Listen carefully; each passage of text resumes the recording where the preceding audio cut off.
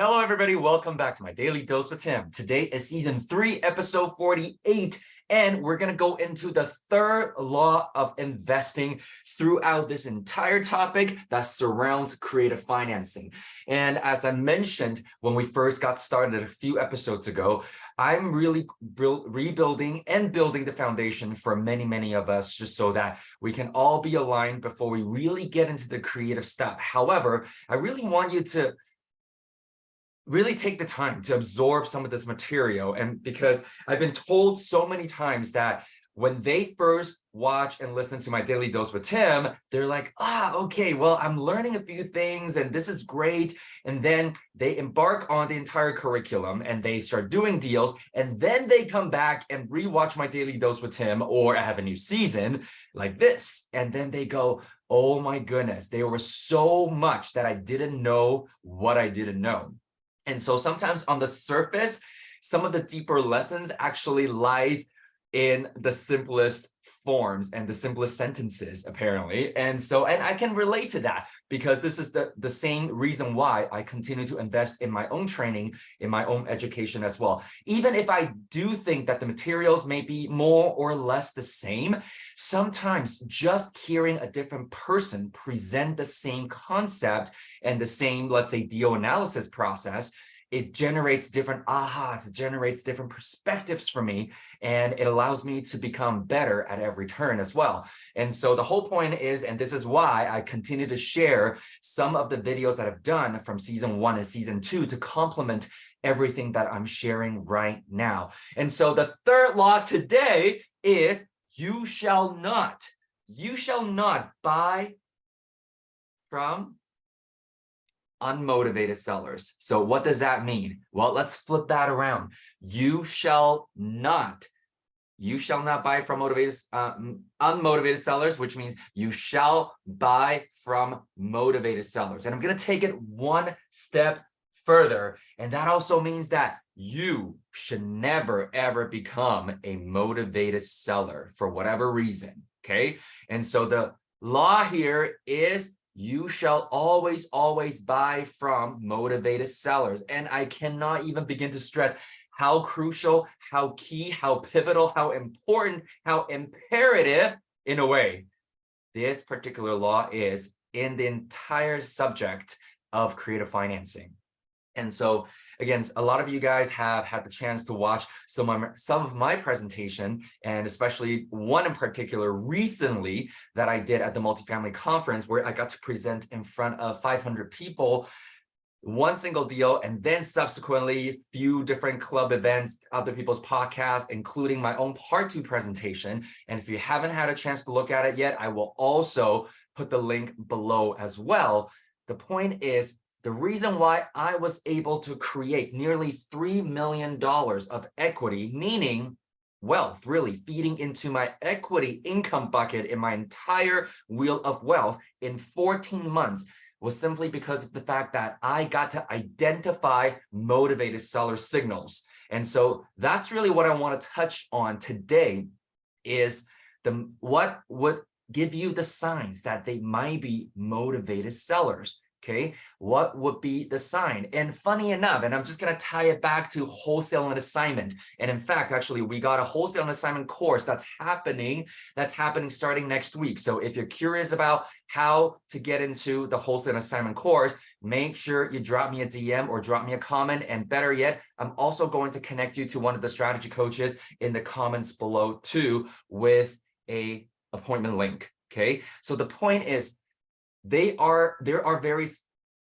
quite a few similarities. And as I mentioned, really from the very beginning, creative financing is really a collection of strategies that you already got the knowledge on, you've been properly educated on, and you got somebody supporting you to actually put it all together. If you remember one of the graphs that I made, I'm not quite sure if it's still here. If you remember, it was one of those graphs that I made. And like I said, it was actually shared with me by one of my mentors before, and he basically drew it out and said, you know what, you can learn as many strategies as you would like. However, for most people, having a mentor, having a coach is really what starts to cook things up. And creative financing and the ultimate how you can get good at creative financing is really based on that. You know what? I am not even going to attempt right now flipping through all these pages, and it might actually be in a different stack now at this point, seeing that we are already at episode 48. The point here, though, that I want to make here with you is that you'll start to see how the different strategies really come into play in the entire thought process when we are going through the creative financing subject overall. And so right now, how do we identify motivated sellers? No different than how you identify motivated sellers for distressed properties in a way too. And remember, when we were talking about distressed properties, we also touched on wholesale and assignment, just because it is one of the exits. And remember, I keep saying this, your exit strategies determine how you make money and how much money you make. And so in this particular case, by definition, creative financing typically comes in, well, when do we need financing the most? Usually when we are initially in the acquisition stage, which means we are looking to buy the property. And so in this particular incident, or in this particular scenario now at this point, instead of wholesaling it out, okay, we are wanting to keep it. Whether or not we need to go through the BRRRR process, different story. The point is, though, now you can see a lot of the foundations that I've laid down with you all, they are actually applicable here now once again. It's just that they tend to pop up at different points, and some of you may have thought about it. Some of you are going, okay, I can see how the dots connect now. So let's come back here. Thou shalt always buy, or you shall always buy from motivated sellers. And so how do we identify signs of motivated sellers? Again, you can talk to them directly if you want to, or if you're working with sourcing agents, wholesalers, or realtors, or anybody on your power team potentially, you can train them to look out for these people for you. So it doesn't matter at this point what kind of exit strategy you are actually going to employ so that you can make the money you want to make. As I mentioned, your exit strategies determine how you make money and how much money you make.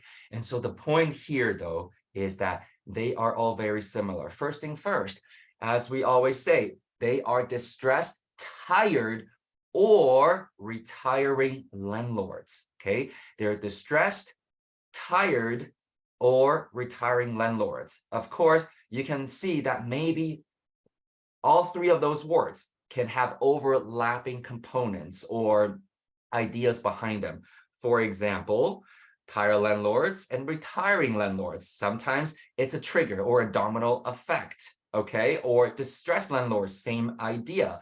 And for example, a few weeks ago, I shared with you, I was dealing with a property from a long-term rental, and this is one of the very few properties that I still self-manage. And thank goodness, as of this month, instead of 4, I only have 2 left now in my home market. And I already shared with you why I took on those properties to self-manage as well. And if you forgot about that or haven't seen those episodes yet, make sure you go back and review those.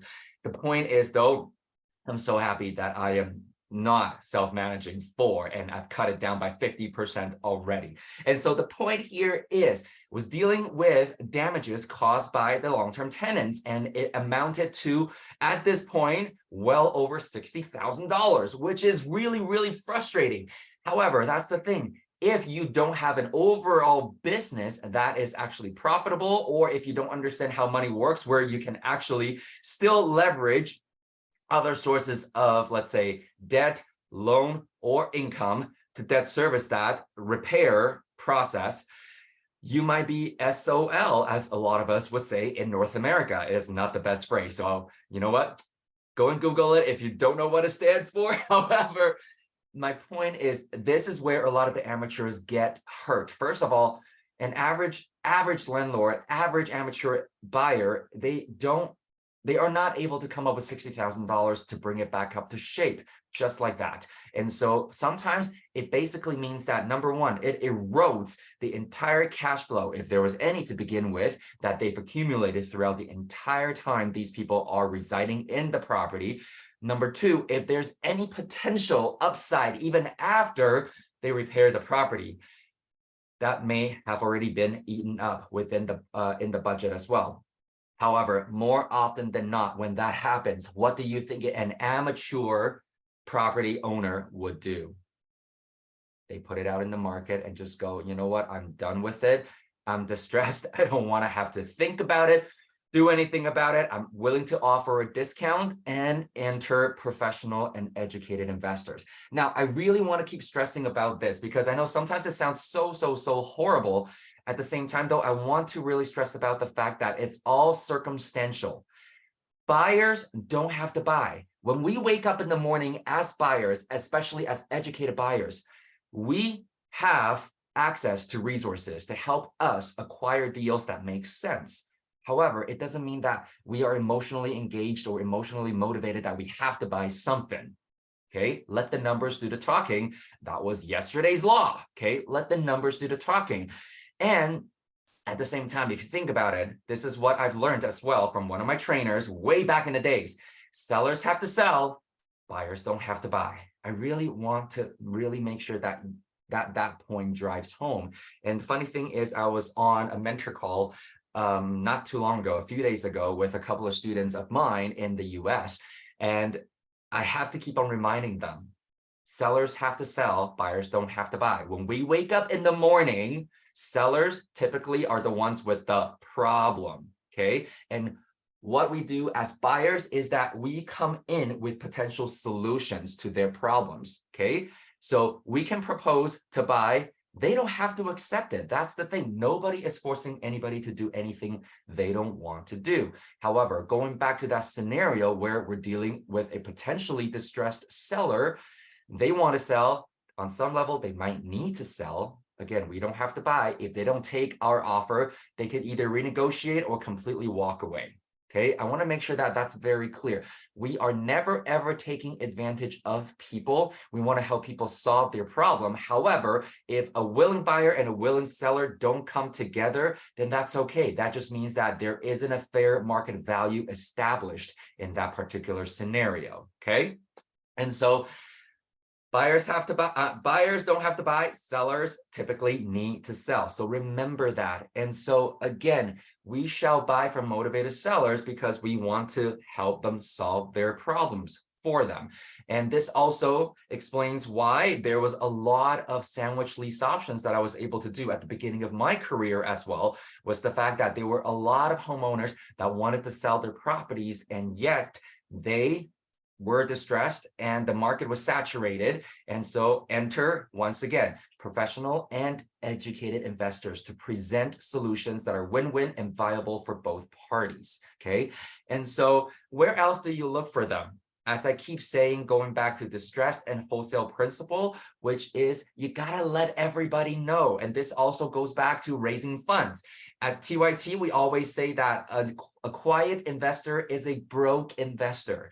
And so think about the people that you come across on a day-to-day basis. Could be your siblings, your coworkers, your cousins, your other relatives, your barbers, your nail lady, your masseurs, your doctors, your nurses, your lawyers, your accountants, even the cashier at your checkout, grocery checkout counter, okay?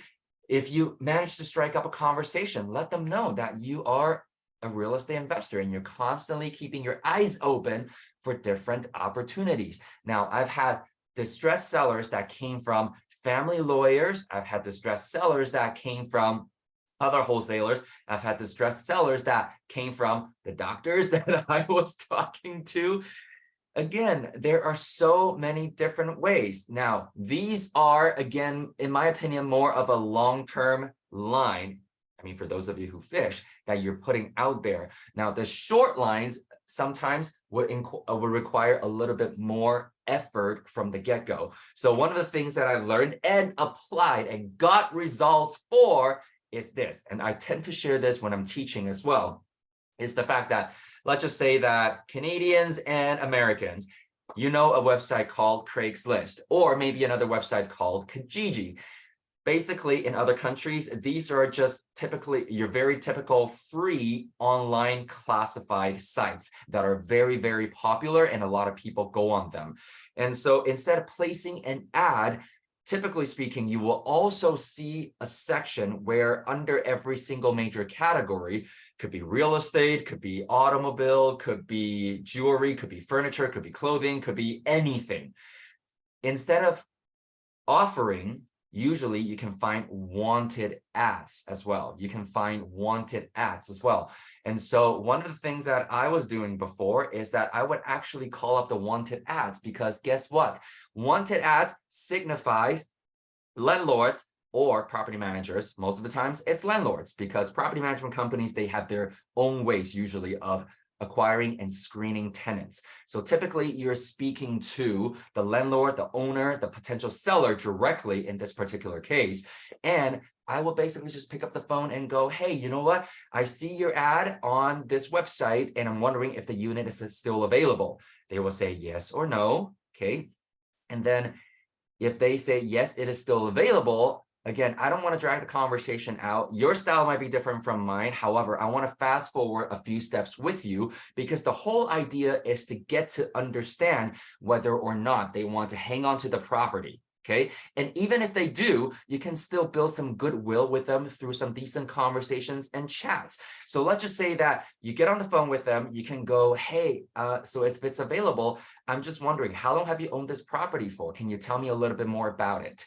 And then you will go very, very transparently, very honestly, very quick, as quickly as you possibly can. Hey, I just want to let you know that I'm actually a real estate investor myself. And one of the main reasons for my call is because we are constantly on the lookout for potential properties that we would like to acquire. Okay. Or you can simply say things like, I'm a real estate investor and my partners and I were looking to grow and expand our portfolio in this market. And I came across your ad, and we have a lot of experience working with sellers directly, so that it cuts out the middleman. We can do faster transactions. And what that also means is, as a current owner and seller, you do not need to pay a hefty commission for somebody else to sell it if you do decide to sell. And so at this point, they will let you know, yeah, you know what, actually, I just picked up this property about 3 years ago. I'm also just getting into the game, and I still like it. This is a great property. Thank you for your offer. You know, it's great chatting with you. And that's about it. Or you will sometimes get scenarios like, well, you know what, funny you should call, because this property, I've had it for 15 years, 20 years now, and I feel like I'm pretty much ready to let it go. So I guess it's serendipity that I took a call from you, or that you decided to call me today. What are your terms? And so this is where you go back and go, you know what, tell me a little bit more about the property, and what are you willing to let it go for? Once you've gathered all that information, what you will do is let them know, hey, as I mentioned, my partners and I, we are looking to grow in this market. And so thank you for all the information. What I'm going to do now is I'm going to take all the information that you've shared with me about this property, your numbers. We're going to do some internal discussions, do some analysis on the numbers, and I will get back to you in the next 24 or 48 hours with an answer and maybe an offer. Does that sound fair to you? And in the meantime, don't wait for me. If you end up finding somebody, unless you're very, very set on selling it at this point, if you end up finding a new tenant to fill it, go for it. Don't feel guilty. We can always chat about your other properties, assuming, once again, you find out that they have more than just one property. Okay. As you can see now, this is sometimes how you can actually be very, very, very effective at locating your own motivated or tired or distressed seller, okay, that you may not have thought about. So on that note, I just wanted to say thank you once again for sticking with me and watching my Daily Dose with Tim. We are season 3, episode 48 already. And as you know, most of these are grown very organically, other than topics like this, where I really want to build some foundation. At the same time, though, I thank you for your feedback and your engagement. Every single day, I'm getting messages and questions. So I really appreciate that, because it's really kept me going. And without even thinking about it, in a blink of an eye, we're basically week 10 at this point. So as of episode 50, that's 10 weeks every single day. And so on that note, I hope that some of the dots are starting to connect, especially with today's episode. This particular law, okay, we're going to cover all 5 this week. Every single day, I'm going to cover one law of real estate investing. However, today is probably the most crucial law.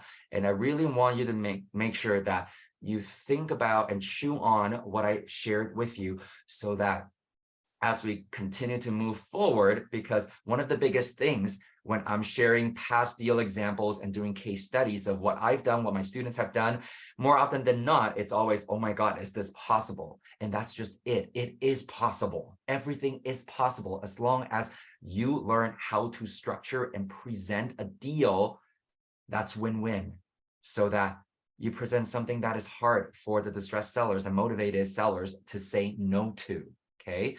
And funny enough, just over the weekend, I also got a text from another student that I mentored about 6 years ago, and he's now in the province of Saskatchewan. And he asked me about how to structure seller financing too, because the seller is motivated and retiring.